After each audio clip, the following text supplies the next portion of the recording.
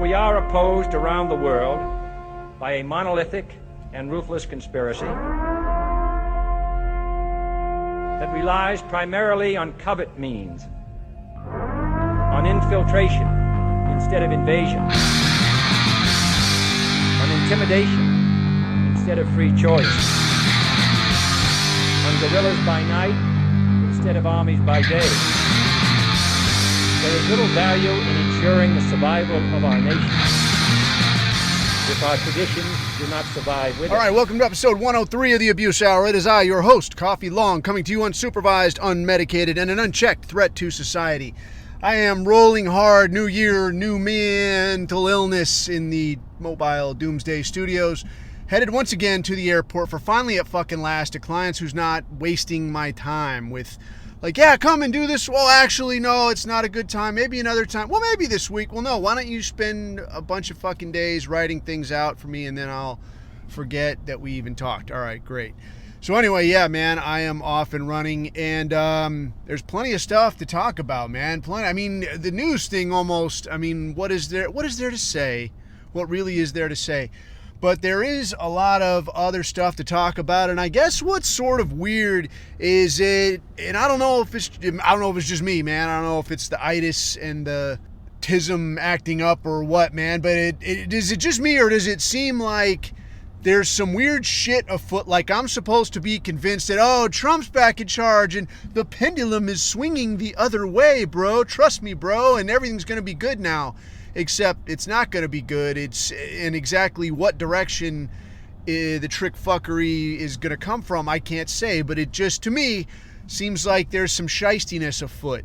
You know, whereby, I don't know, dude. Is it going to be war for Israel? Is it going to be like some kind of weird lockdown? Is it like this is the relaxed part where they suddenly start snatching up all your information, and 2 or 3 years from now, then like the home invasions will start? Who knows, man? I do not know.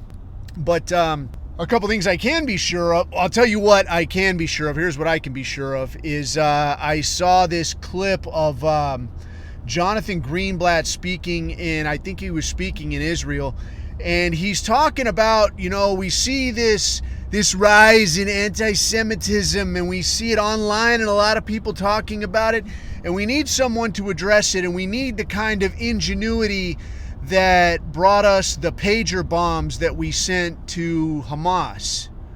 So to kind of be clear here, like, you know, imagine if your state representative or your president put some shit out like that where they're like, hey, you know, there's some people who are critical of me, and the kind of people we need solving that problem are the same people who were blowing people up, you know, remotely, maybe sometimes blowing up their kids, killing bystanders, whatever. But that's the kind of people that we need solving this problem. People would be up their ass.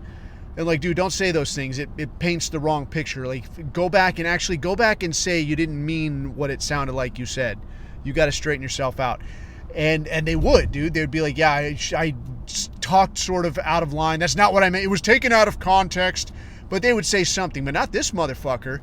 Like, this is a guy who theoretically has no real hand in government operations or creating of policy. We're just a league. We just promote, you know, equality and fair treatment and da-da-da-da-da. But now, no.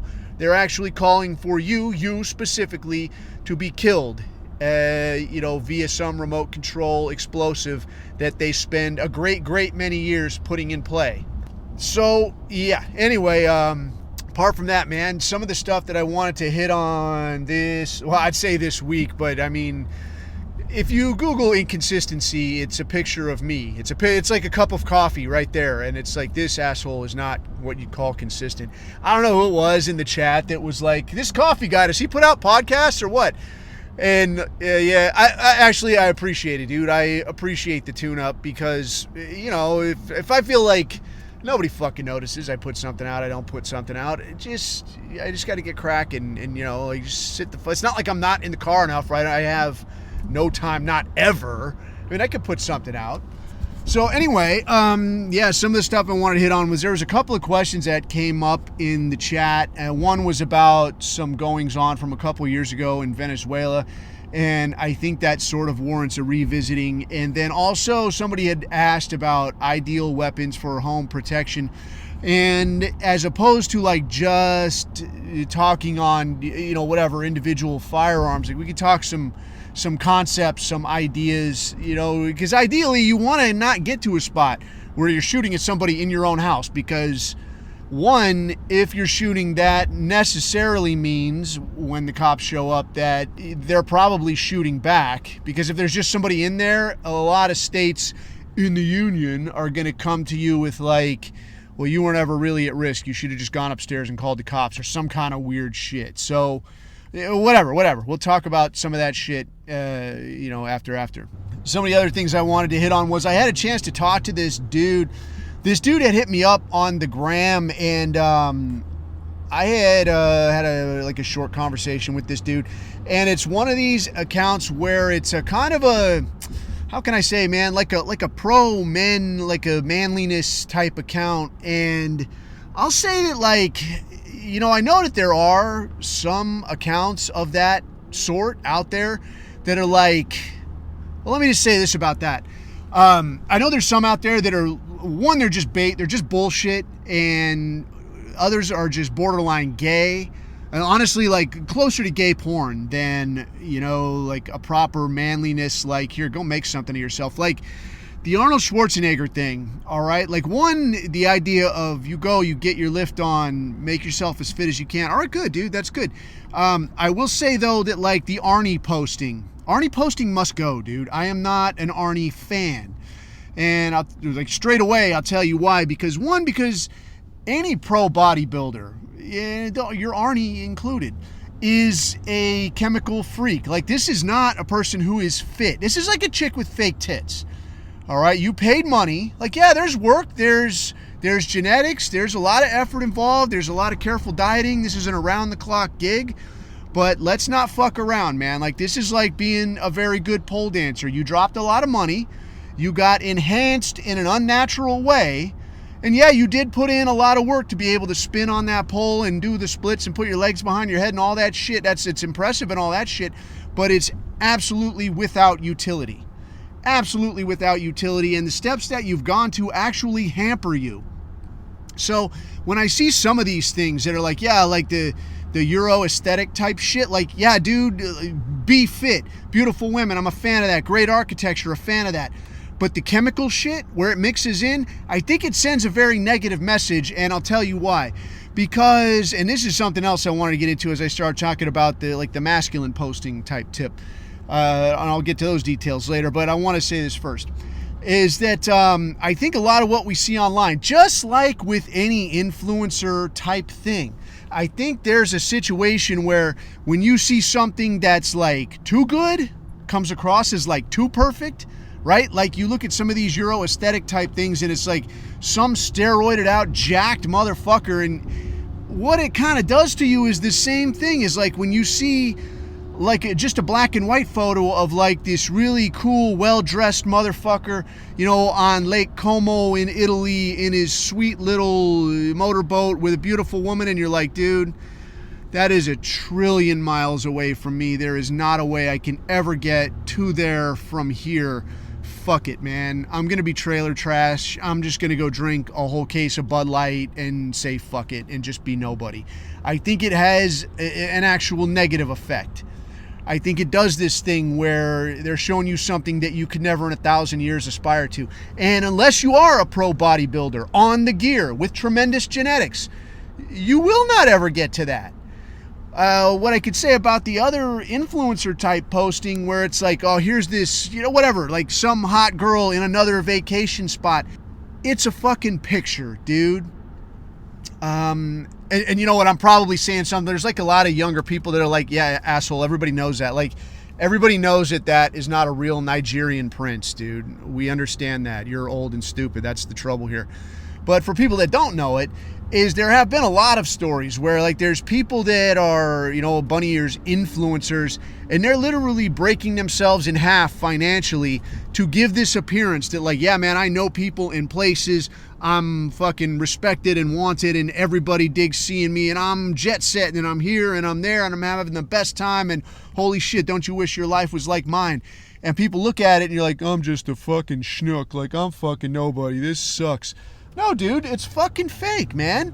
It's not a real fucking thing. It's a fucking picture. It's fucking it's like the airbrush in real life, right? Like your whole life is airbrushed. It's fucking fake. Like your fucking clothes are pinned just so and you're holding very still. You're making a little happy face with some fucking broad that you rented by the hour. That's not your fucking boat. That's not your fucking villa. You're there, like, you know, some chick, like, you're there because you blew some guy and he let you take a picture with him and now you're getting your ass kicked back home. Or like, you know, these broads that are like, I'm in Dubai, OMG. You're a whore. Okay, it's not real fucking life. So when I'm looking at, like, you know, rewinding now to like the masculine posting where we're looking at like some steroided out motherfucker living that good life, living in that really sweet villa. And we have a way of looking at this and going, oh, dude, it should be me, but it can't be me. Fuck, I suck. No, dude, you don't suck. You're a normal fucking person. Most people are normal fucking people. I'm normal people. All right? To me, like the idea of the masculine posting, and I mean, I mean to get to this, you know, more in detail, specifically to the conversation I had with this guy, is about you being the best you that you can be. And that sounds fucking corny, but you are the product of thousands of generations of effort and work and struggle and survival. So to look at yourself and say, oh, I fucking suck. Because what? Because you don't look good on fucking Instagram? Fuck that, dude. You look exactly how you should fucking look. You are a fucking success story, dude. You are here because a lot of people fucking won. You are the descendant of winners, man. So in that sense, take pride in that, dude. You get out there and you make the most of yourself that you can. And then you pass on something better to the kids that come after you, yes? To the man yet to come, in the words of our favorite uncle. So in the immediate then, man, to kind of take it back down a notch before I get too spun up, some of the things that came up in the chat. First, a dude had asked about this thing that went on, I want to say it was like 2020, where these fucking dudes, like some military dude got rolled up in Venezuela saying that he was there like on orders to do some shit. And I don't remember if it was like to assassinate somebody or to do some kind of shit or something. I don't know what it was, but there was that dude, and I want to say he had like two friends with him, and I don't remember what their story was, but the story was that like this guy was an actual army dude and got pinched in Venezuela, and I don't recall now what he was doing specifically, but he did get rolled and did say that he was there to, I don't know, just fuck around. And the dude in the chat, sorry, I can't remember who it was that asked, but a dude had asked though, what do you think of this? Like, what's your take on this? Is this like what the fuck is this? Just going off of what I see in the newspaper, right? Just in the story, right? If what I'm seeing is accurate, because I have no way of knowing what was or wasn't lost in translation between what that guy said to the Venezuelans who rolled him up, what the Venezuelans who rolled him up said to the Venezuelan press or the government, what that government said to our government, and then what our government said to the media here in the US. So that's a lot of places where some shit can get lost or spun or doctored or just blatantly fucking made up. I don't fucking know. However, just based on what we are seeing, you know, or did see, I think there are a few things that we could take away, and I think it can also speak a little bit to what we can, you know, an opinion we can form about the way that our government does business. So first, we can say that the government definitely doesn't like anything that's going on in Venezuela, just like they don't like anything that's going on in Cuba or anything that's going on in Russia or Iran or, well, I mean, that's pretty much, you know, until recently Syria, right? But these central bank types, they're really getting their dick beaters into everything, and they basically stranglehold these people, starve these people out until they bend and give what they want.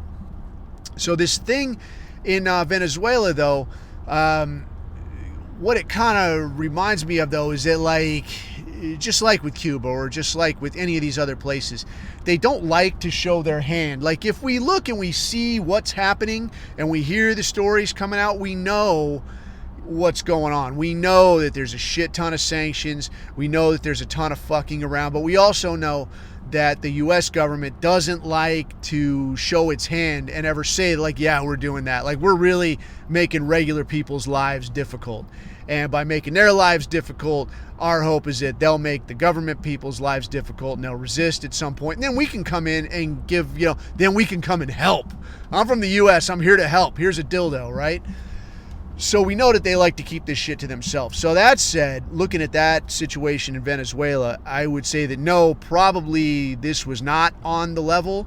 If it was, I don't know who the fuck would have approved that, or because, anytime there's something like this where you're going to go into a country that we're not bunny ears officially operating in, there's going to be an ass ton of meetings and sign-offs and, contingency talk-throughs and like, hey, man, look at this thing. Does this make any sense to you? And what could go wrong with this?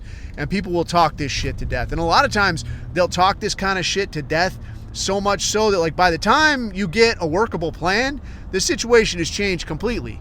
And you're like, well, it doesn't fucking matter now because that guy's gone and a whole new thing has happened and we got to start all the way fucking over. So in that sense, I would look at this and say, no, this is probably not the way that went down. What I would say though, because what does that leave you then? It leaves you like, yeah, these were just some guys that went and tried to fuck around. Is that a possibility? You would think. You really would think like, no, that's a stupid fucking idea. Who would be that dumb? I will say that, yes, motherfuckers are that stupid. And I will tell you, and I had mentioned a little bit about this in the chat, dude. I will tell you a fucking story about stupidity. After I got out, man, like, when you're looking to get out, it's very weird, like being in that scene. As an operator, you think you're like in the fucking mob, and the second you get out, people are going to be chomping at the bit and like, bro, let me hire you to fucking do this thing and that thing and other thing. And like, no, man, nobody fucking wants shit from you. And then dudes start getting ideas.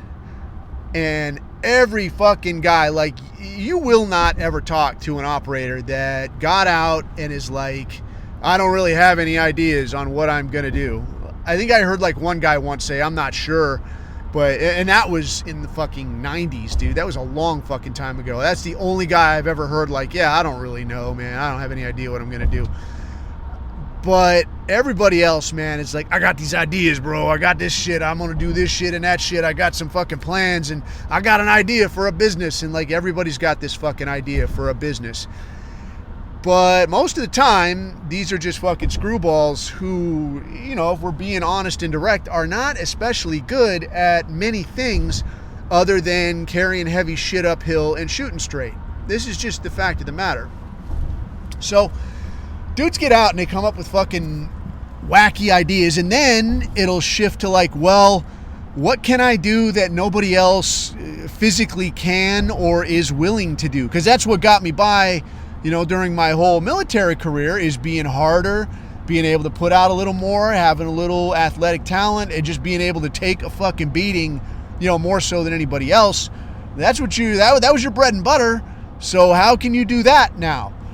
And this is where like the snowball shit type thing starts. So I had gotten out and I heard from this dude who was actually a fairly senior dude that I had known a little bit while I was in. But he was a fairly senior guy in the community.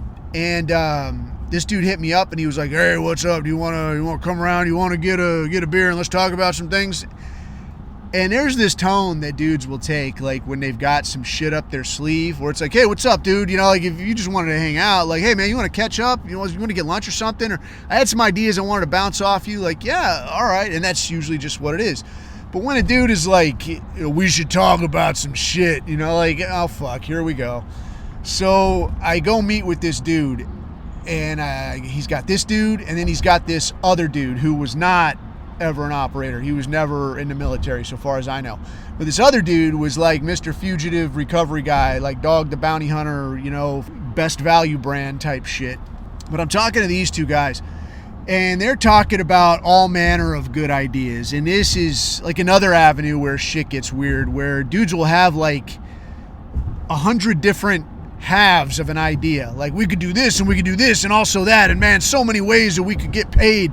And like, yeah, but all of these are like half an idea. So these two guys, they got like this fugitive recovery idea. They got this security idea. They got this idea for like, what would you say? Like sort of acting as an agency that would connect, high value individuals with people who could work personal security or work like as an advance, like, I'm going to fucking Spain and I'm wealthy. Will you please fly ahead and make sure I've got a car lined up and a villa lined up and all this shit, So like connecting these kinds of things, except all they have is ideas, right? They don't have any of the moving parts for any of this shit. So I meet with these guys a couple of times and they have a couple different ideas. Some ideas are fucking nutty. Some ideas are actually doable, but it's like, if you know the right people and you have these other connections and you have some of these quals that you're going to have, like armed security type shit, you got to have some of these lame-o type quals to actually do some of the high-speed shit you're wanting to do. I don't know that they ever had any of that shit. So this guy calls me then one day and he's like, all right, brother, we got a meeting with DHS. Come on over here. We're going to meet over at this hotel and da-da-da-da.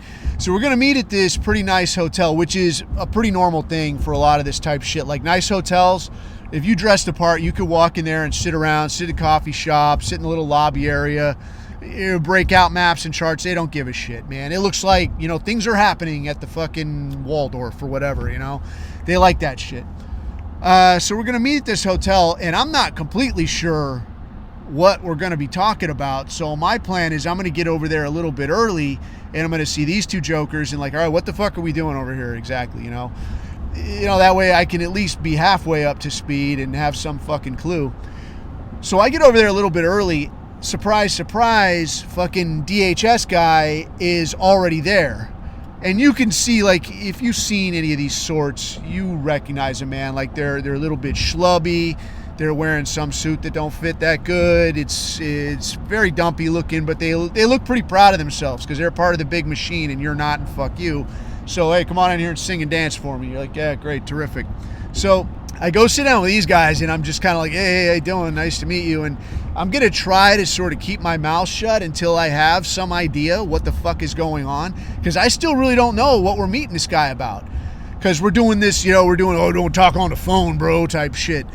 At least give me a hint, right? But instead I get over there, I got no idea. I go sit down with these guys, and I'm like, all right, what the fuck are we trying to sell to this dude?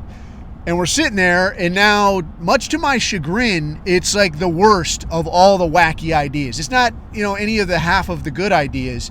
It's the wackiest of the wacky ideas. So these two guys get this fucking guy from DHS, and they got him in this fucking hotel, and they got a big fucking nautical chart out, and they're talking about how we're going to go to fucking Cuba, organize an over-the-beach insertion, right? We're going to insert guys fucking doo-doo, going to fucking hustle up here over the beach in Cuba. We're going to go find, and I can't remember this, is some woman, and I can't remember her name or even exactly what she did. I want to say she had like killed a cop or some shit. Had killed a cop or murdered some number of people, and then had hauled ass to Cuba and was just hiding out living in Cuba. But as I recall, there was like a pretty decent sized reward on this woman's head. But the idea then was like, we're going to go to Cuba. We're going to illegally put ourselves in Cuba, find this woman, and then rendition her, right? This word rendition, this is basically kidnapping. This is nice guy word for kidnapping, right? So we're going to rendition this woman, put her on a boat, get back out to sea, bring her back to the U.S., hand her over to DHS, and then we're going to get paid. Going to get paid whatever this fucking practical joke reward was. So never mind you, like, so far as I know, we don't have anybody with that kind of nautical capability. And even if we did, like, okay, you got a giant fucking sailboat, inconspicuous sailboat guy. You're out there offshore, just hanging around being sailboat guy, whatever, taking your wife fishing down by Cuba. I don't fucking know. We don't have any of like small rubber boats, whatever. Nobody has thought through, like, what are you going to do if you come ashore and there's John Law? What are you going to do if you come ashore and there's, I don't know, the fucking a meter maid? I don't goddamn know. What's your fucking plan? 2, how are you going to find this fucking woman? Do you know anybody that even speaks Spanish? I don't speak no fucking Spanish, right? I can order a taco. That's it. That's all I can do. I can get a taco. But I can't ask, where is, do you know anyone know of any terrorist activities around here? Turka Turka, Muhammad Jihad. I don't fucking know. We don't have anybody that could spot this woman. If we're going to go and pinch her and roll her up, what are you going to do, man? Like put her in a rug and roll her up and just carry her to the fucking beach? How far is she from the beach? I don't goddamn know. Do you have a rental car? Are you going to steal her car? I have no idea. Right? So none of this shit has been thought through. Like no fucking clue. But we're pitching this to DHS. And this guy is sitting there and he's listening to this shit and he's like, you know, he hears the whole fucking thing out. Like, I just tried to just sit and listen and nod and like, like none of the contingencies, like none of the actual operation had been thought through. I think this was like just, hey, what would you think if we did some shit like this? And this dude listens to the whole fucking thing and he's like, I can't recommend that you do anything like this. Like no shit, like do not fucking do this shit. And if you do something like this, do not fucking tell me. So it was basically like, look, man, if you miracle her here, it would have been better if you didn't say anything at all to me. Like it was basically like if you miracle her here and she just materializes here and you put her in my hands, I'm not going to say no thanks. I'm not going to really ask you where you got her. That's not really my problem. But don't fucking tell me that you're going to go invade another country, you dumb motherfucker, and then kidnap somebody who might have residency there. She might be a citizen there by now, for all you know. So don't tell me you're going to do these things. And then, you know, and then what? Involve me in it because I'm fucking Mr. Government Guy or some shit? Like, the look on this fucking guy's face was like, what the fuck are you talking about? And I'm just sitting there like, fuck, dude. So I was careful to not give this guy my name because the last thing I fucking need is like, yeah, that's very interesting. I can't recommend you do it, but hey, why don't you give me your names and I'll have somebody take a close look at everything you're saying and doing online, and then we'll see what shakes loose.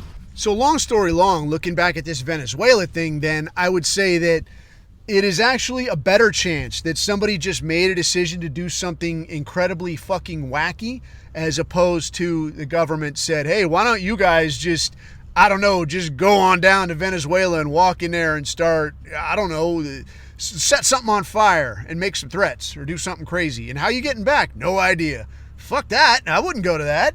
So that's just what I think about that situation. Anyway, the other question then was about the home defense tip. And I will say that, I mean, I know that a lot of like your Mark 1 motto cookie cutter answer is like, I got a pistol by my bed. And then the other one is like, I have a shotgun and that'll fuck some, like you can't miss with a shotgun. I'll start with this. Like, it's like asking, like, are there any good bars around here or something? Well, it depends.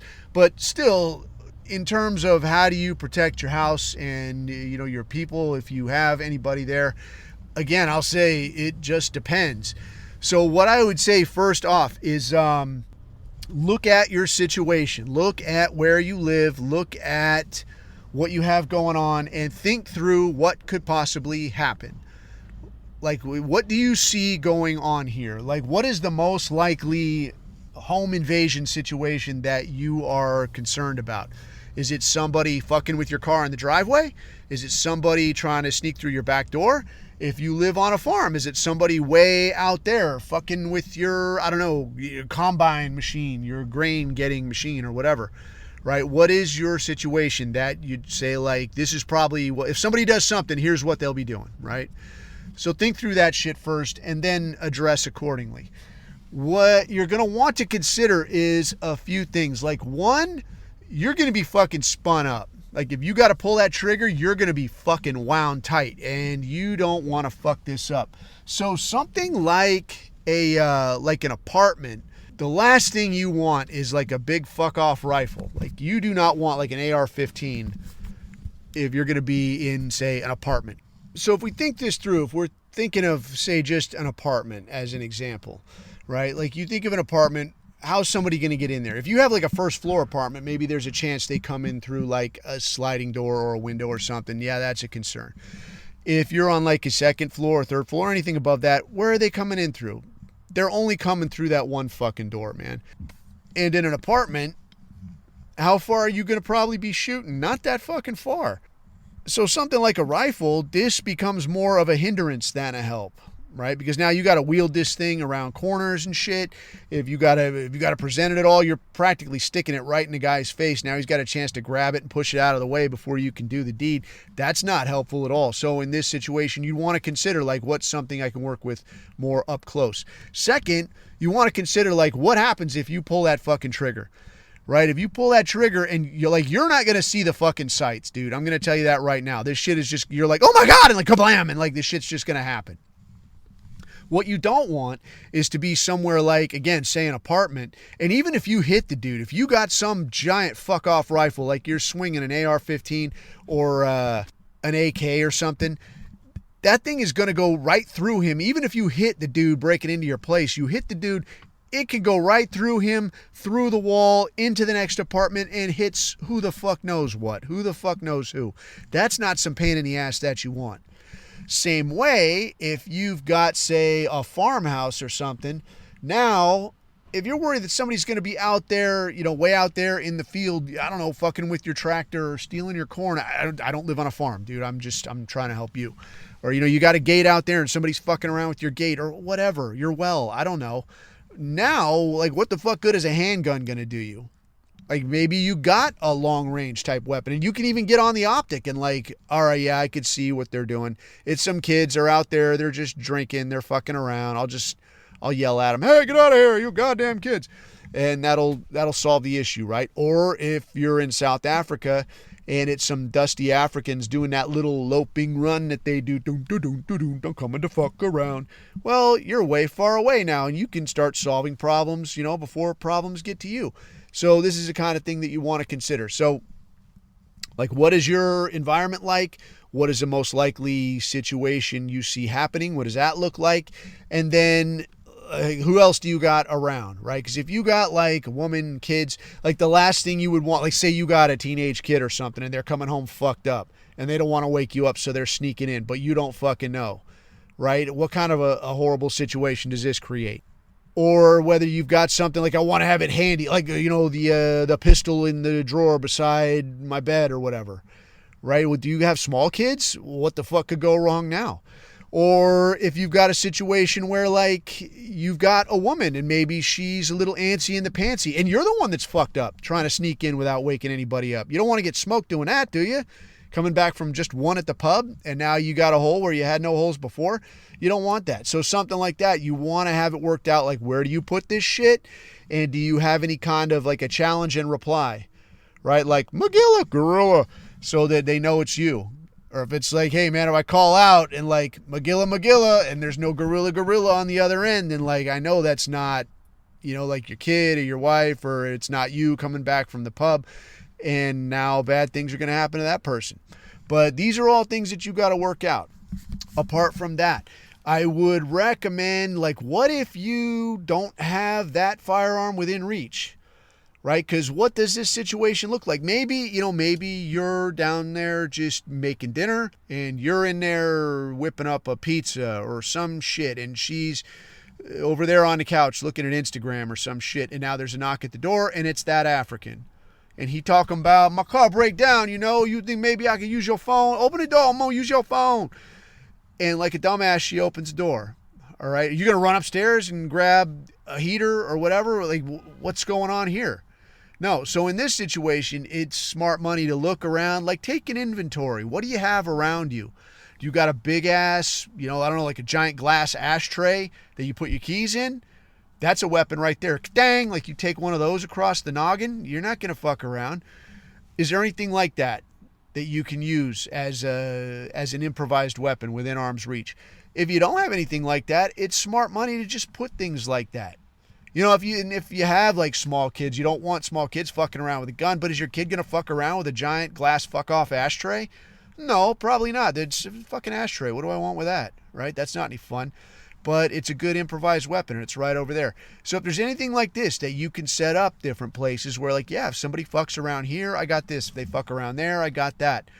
Apart from that, man, I would say, like, take a look at where you live.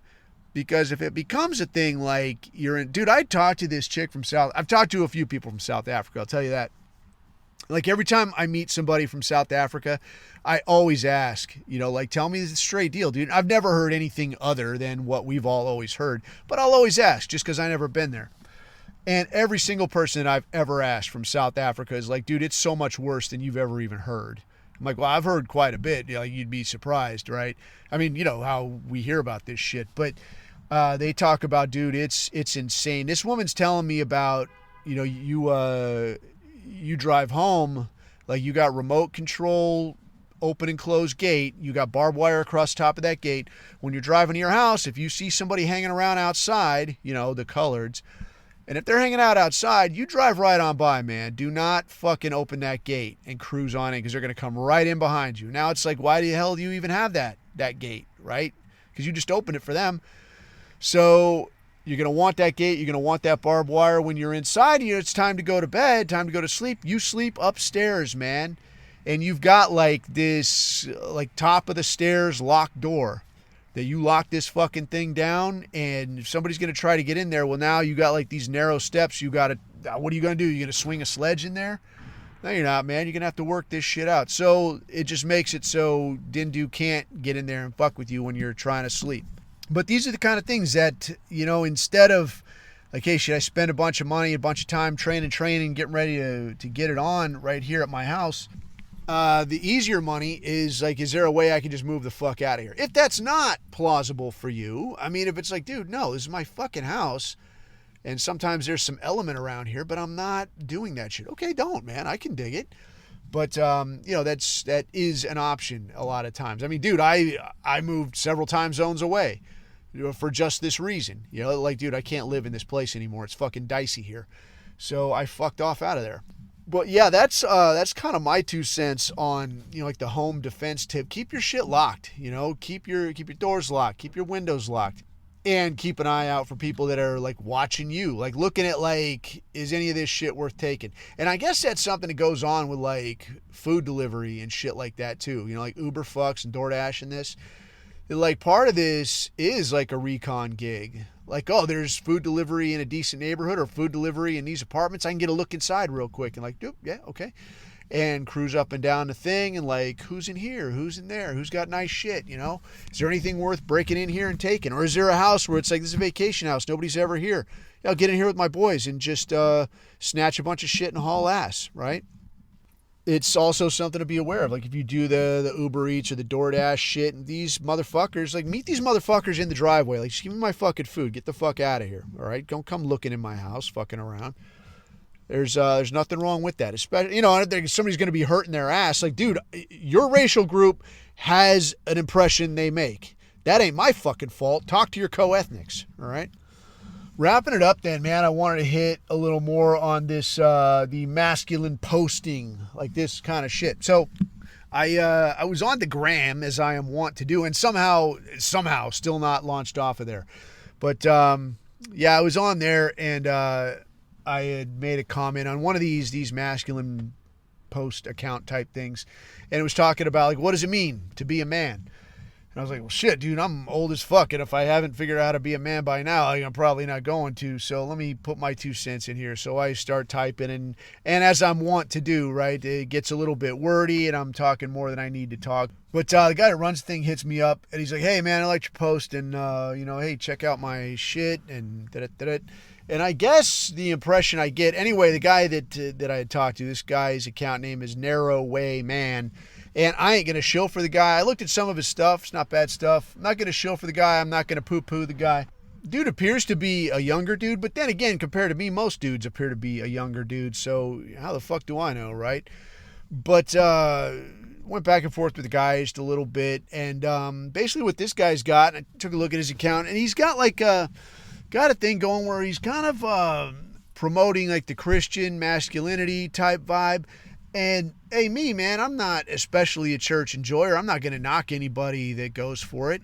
You know what I will also say, though, I guess ironically enough, is that in spite of not being so much of a church enjoyer, and I actually grew up like neck deep in the church, and just over the course of my kind of fucked up life, it just doesn't work for me, man. But what's kind of weird, I guess, is that as a Christian lifestyle goes, slowly but surely, I'm probably living a stricter lifestyle than most of your church-going folk. Which is weird. I mean, it's a way to think of it, I suppose, because it's like you got these things. It's like, hey, man, don't do this. Don't do this. Hey, always do this. Never do this. And instead of like, well, why the fuck am I going to behave that way? And instead of just taking anybody's word for it, I'll go out here, make a mess of things, put my own self in a bind, fuck myself up a little bit, and then, you know, slowly but surely, like, yeah, maybe there's a kind of a way that I should behave that's better than other ways I behave. And, you know, which brings us to where we are today. I guess kind of what I wanted to hit on, though, and I don't know I don't know, you know, like the algorithm thing. I get a lot of, dude, how could you say, man? I get a lot of that, not really, I don't know, maybe kind of like Christian masculine type account type shit that pops up.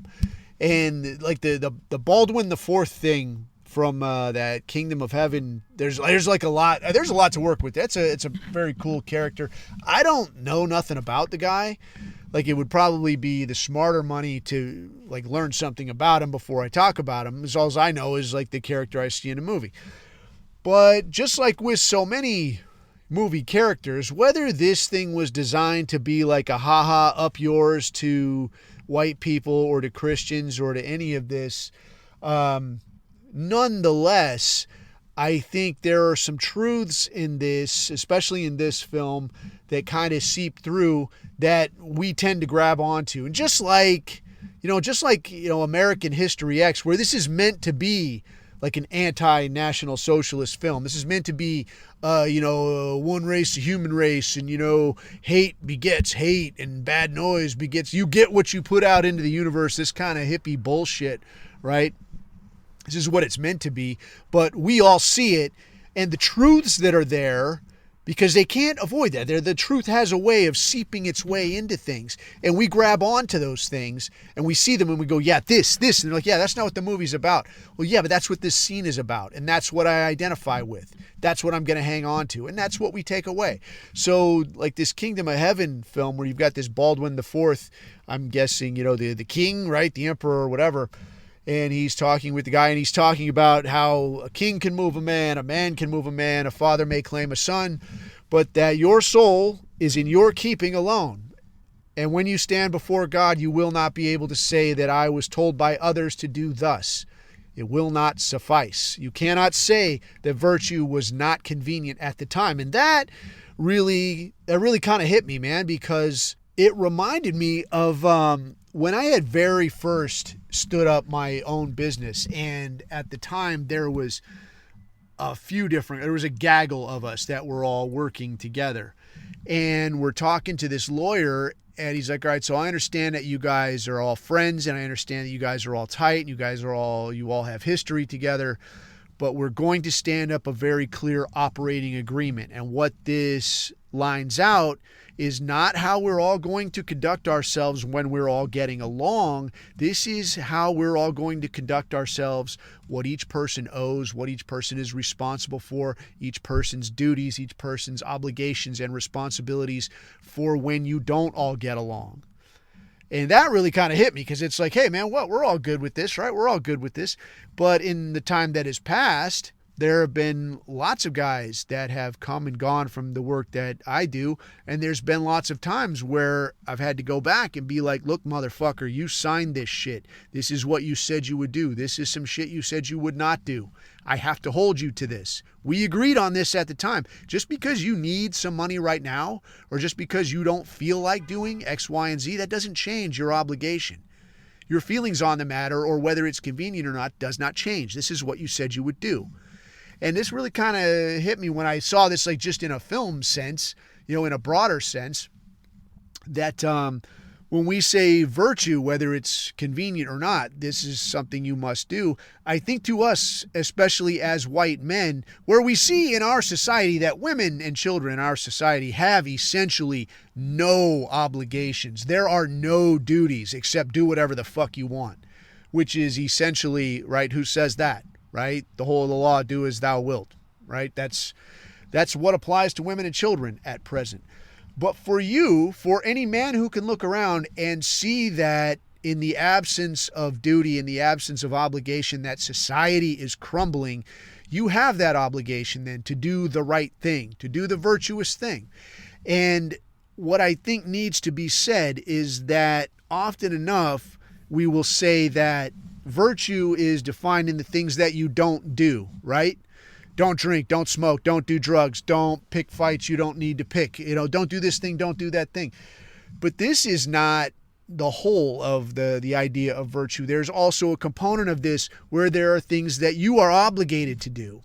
And often enough, I think that we allow ourselves, and definitely people around us, the people that don't quite have a grasp on things that are going on, allow themselves to be conned into doing nothing and believing that by doing nothing, they're still okay. That by doing nothing, they're still virtuous as long as they don't do the wrong thing. I'm not upsetting anybody, so I'm just kind of voting present. Well, my friend, that is just not good enough, dude. It is just not good enough, because sitting on your ass and idly watching, look around you, man, and tell me how well that's worked out. What I find interesting is that quite often enough, like we saw with this COVID thing, I think is a perfect example, dude. And I'm not going to argue the virtues of immunizations or antivirus or this or what the fuck ever. What I can say for sure about the COVID thing is this is some shit you guys came up with on your own. According to your own numbers, something that did not represent any greater threat than the average flu season. You came up with something to inject in people that did not meet your own testing standards. I don't need to be a scientist to see this shit. What are your standards for saying a thing is safe to shoot into people, to shoot into kids, for fuck's sake? Well, here's your standards. This doesn't meet your standards. Why should I be cool with it? But they will still come to you and say it's mandatory, it's mandated, you have to do it. And instead of standing up and saying, you know what, no, I don't fucking think so, people they'll just take it, for one, or two, just sit idly by and say, well, I don't want to raise a stink, man. I gotta keep the lights on, I gotta get paid too. I'm just going to keep quiet. I'm just going to not say anything. And interestingly enough, I was in a position, and I'm still largely in a position, where I don't have to worry so much about getting paid. Like, I am pretty much all right. I don't have to worry too much about it. And I had occasion to get into it with people on this. And what I find often enough is that just by saying that, like, no, just to take the virtuous stand and say no, according to what is obviously the truth, regarding this. What is obviously the truth? You're full of shit. I'm not going to fucking play ball on this. I'm not going to say the emperor is wearing fine new clothes. I'm not going to say that this thing is good for the whole of humanity. I'm not going to fucking do it. And you'll watch people just fucking fold up. And then you'll watch other people actually find their spine and like, yeah, he has a good point.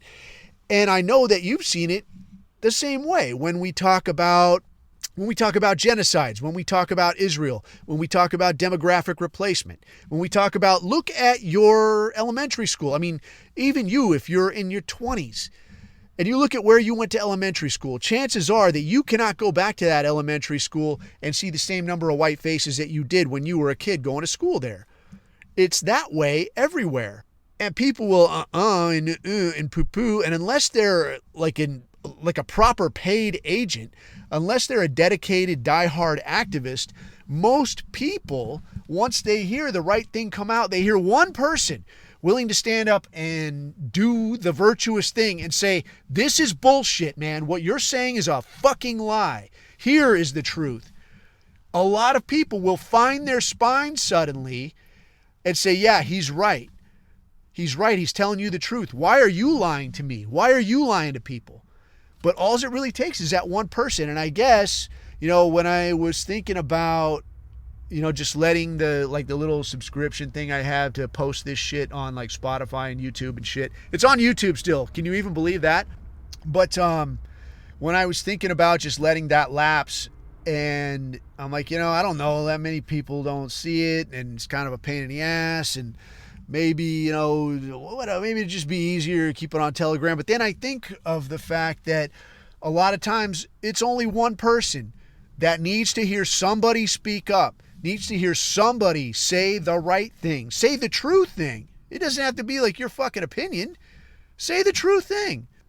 And they'll find their spine. And then they can inspire somebody else, and on down the line.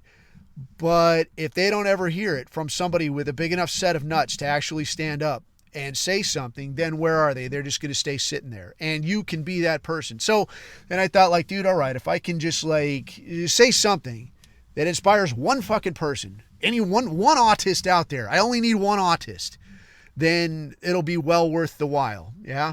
But in that sense, man, this dude, Narrow Way, man, he's got some decent takes, man. I'm not going to properly shill for him, and I don't know that he has any interest in, any of our politics. Maybe the dude disagrees entirely. But I did tell him I would send him a piece of this, a link to this shitty podcast, and a link to the chat. So if you see the dude pop in, do pop up and say hello, throw the guy a Roman and say what's up.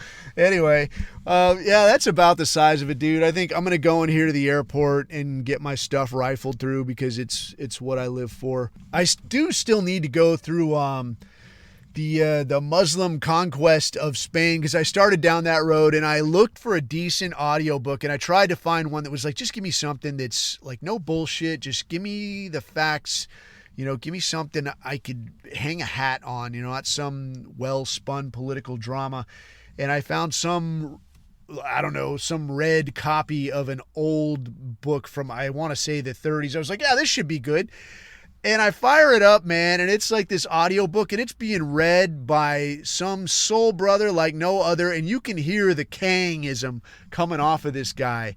With like unprecedented advances in medicine and architecture and mathematics, and I'm like, this is fucking horrible. I could see like the size of this guy's Yaqub head as he's like cooking the perfect man on the Iberian Peninsula. So this is too much for me, man. I couldn't take no more. But what I did take away so far that I'll, when I find a book that I can tolerate listening to or tolerate reading on the Muslim conquest of the Iberian Peninsula and Spain and what have you, what I have taken away so far was that prior to that, it was run by the Visigoths and King Roderick. And if you haven't had a chance, I have a copy someplace, and I don't know which drive or thumb drive or hard drive or whatever Rodeo drive where I put it, but I had a copy of the Visigoth Code, and there's a lot of laws in there particular to our tiny hatted friends. Like, these people did not like these motherfuckers, and who can blame them, right? Like, how many times do you got to get launched out? There was a lot of laws pertaining to these people because they did not like them. And it was actually a Jewish-run historical page that I had read something about this. I'll see if I can find that and put that up. But they're talking about these Visigoths, very anti-Semitic. So when the Moors came, the Jews understandably sided with the Muslim invaders, and they facilitated the conquest and helped out where they could. And in return, when as the Moors rolled on through Spain, they left these Hebrews in charge, and like, here, you be in charge till I come back. And I was like, dude, you people, you just cannot help yourself. But one of the things that I listened to, it was talking about, it was the end of that book about the Inquisition. They're talking about, if they hadn't leaned so hard on the Jewish community, quite possibly Judaism could have sort of died out or sort of, plateaued. But instead, just the way they persecuted, oh my God. So yeah, it's your fault. It's everybody else's fault. It's not your fault. And that's why, you people act the way that you do. But that's really about as much as I can stand, man. So if you're digging this, you know where to find it. But at present, it's on all of the Spotify, Apple, even YouTube, if you can imagine that. And, of course, on the Telegram at t.me/theabusehour. But until next time, man, leave this shit where somebody can find it, dude. And make sure you share a spine with somebody near you. Straighten somebody out, because virtue is always convenient. But until next time, keep your eyes on the horizon. Keep your neck out of the noose. I have been Coffee, and these are my takes.